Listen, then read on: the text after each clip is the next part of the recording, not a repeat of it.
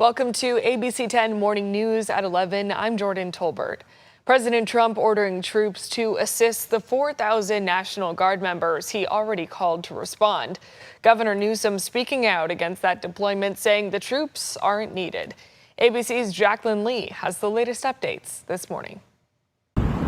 Buses presumably filled with Marines seen leaving the 29 Palms base in California, heading towards Los Angeles, ordered by the president to respond to the protests that are now entering a fifth day today. Their final destination is not publicly known. The 700 active duty Marines is on top of the more than 4,000 National Guard troops mobilized by the president. City officials blasting the federal intervention. We didn't need the National Guard. Why on earth? What are they going to do? Do you know what the National Guard is doing now? They are guarding 2 buildings. Testifying this morning on Capitol Hill, Defense Secretary Pete Hegseth defended the troop deployment. In Los Angeles, we believe that ICE, which is a federal law enforcement agency, has the right to safely conduct operations in any state and any jurisdiction in the country. Mayor Bass saying more than 100 people were arrested Monday night, the majority for unlawful assembly. The mayor saying the majority of people demonstrating during the day have been peaceful, and the violence and vandalism is happening late at night by fringe groups. Governor Gavin Newsom announced he's sending more than 800 additional state and local law enforcement officers to LA to help. Newsom mocking the deployments. The absurdity of this cannot be understated. There were 2,000 National Guard that were, quote unquote, deployed, of which only 315 actually were mission assigned. 1,700 have no particular role or responsibility. President Trump suggesting Newsom should be arrested. What crime has Governor Newsom committed? A crime has he committed? I think his primary crime is running for governor because he's done such a bad job. Well, about 90 minutes ago, the president held a press conference in the Oval Office this morning defending the choice to deploy both the National Guard and Marines without Governor Newsom's consent. You would have had a horrible situation had I not sent them in. Horrible. You'd be reporting on a lot of death and a lot of destruction that's not going to take place. I think if you look, every night it got less and less. They were met with very strong force, the bad people, the bad, sick people that do what they do. And the governor disputing some of what Trump said in the Oval Office. Trump said he called Newsom a day ago, and Newsom took to X to say there was never a call, adding that, quote, Americans should be alarmed that a president deploying Marines onto our streets doesn't even know who he's talking to, end quote.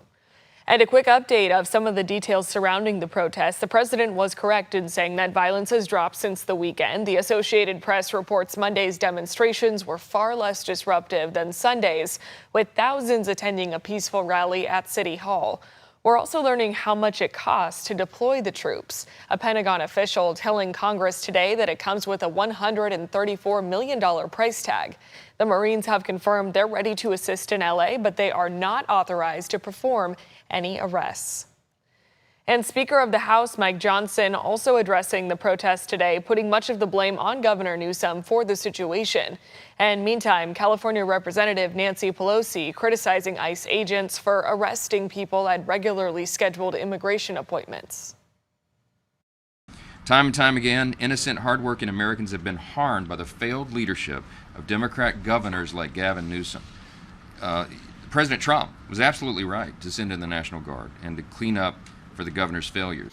If your case is not settled, if you're still out there and haven't had a resolution of your status, you have to, by law, report in on a regular basis. You are obeying the law. And now they are deporting people for obeying the law. In Sacramento area Congressman Ami Bera responding to Trump's use of the National Guard. The Democrat saying in a statement, quote, President Trump has chosen escalation. He goes on to urge the administration to pull back the military troops and allow local law enforcement to manage those protests. And Rockland Republican Congressman Kevin Kiley also speaking about the protests in LA on the floor of the House last night. This is what he had to say. The scenes we are seeing in Los Angeles right now are absolutely horrifying. and California's radical political leadership has done everything possible to usher in this chaos. And those protests in LA drawing a response from hundreds of people in Sacramento yesterday. This was the scene at Cesar Chavez Plaza. Many in the crowd had signs and chanted messages of unity. Several protesters sharing that they feel scared following Trump's actions, including a woman who said she never thought she'd see this kind of federal enforcement against Americans. I see people being ripped off the streets by people who don't identify themselves. And I see the president calling in the National Guard against American citizens and threatening to call in the Marines against national citizens. And after arriving at the ICE building, demonstrators held a rally calling for immigrants to be treated with dignity and respect. And the second rally of the day was held later on in the evening at the state capitol, with many arriving at the end of a 40-mile walk. ABC 10's Garjpal Sangha was there. It wasn't just a rally. It was the end of a grueling journey. Dozens of immigrant families and advocates walked for 3 days, from Vacaville to Sacramento, demanding real immigration reform.